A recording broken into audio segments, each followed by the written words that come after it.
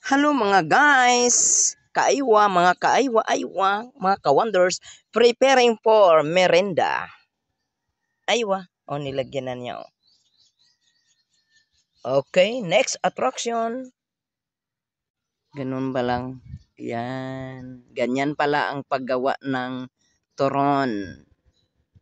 Yan ang merenda namin ngayon. Mga kaaywa. Wow, next attraction ulit ah. Yan. Oh, ang galing ah. Ang galing magbalot ni Marcelo ah. Ayun. Ito na, ready for cooking. Finish na. Mag-init ako ng mantika. Hello mga guys, giluto na ako. Init pa kay mantika. Ayan ako gibutang niya ang kuan. Kaning gihimong turon. Ay wah. Tapos na ang akong ginawa na turon. Tapos ito, imbis kay kape, hindi na. Ito yung pangmayaman na merenda ngayong hapon na ito. Okay, sa all right mga kabayan. Kakain na ako.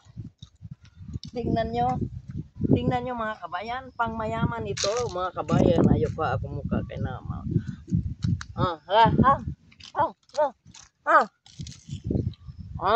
Tumutunog.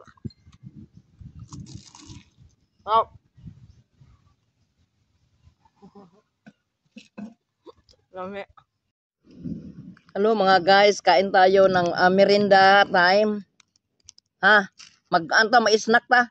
Kung sa ano, mang mayaman niya kasi snack eh. Ito yung saging pampahaba ng buhay. Kasi habang nag-ulan, pero hindi ko inano yung ulan. Basta mag-snack ako, magkaon ako ng turon nga with sounds to nga turon.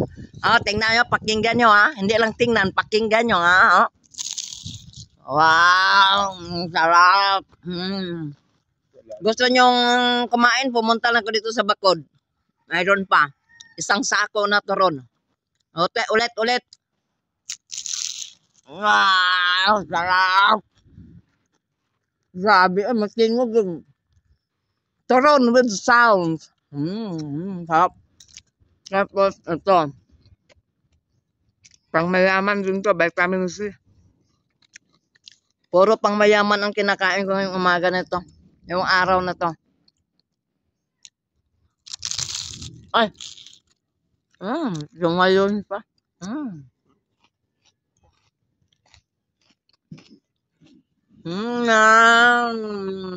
Ayaw ko ng kape. Pang mahirap yun, ito pang mayaman. Okay. Thank you. God bless us all. Turon.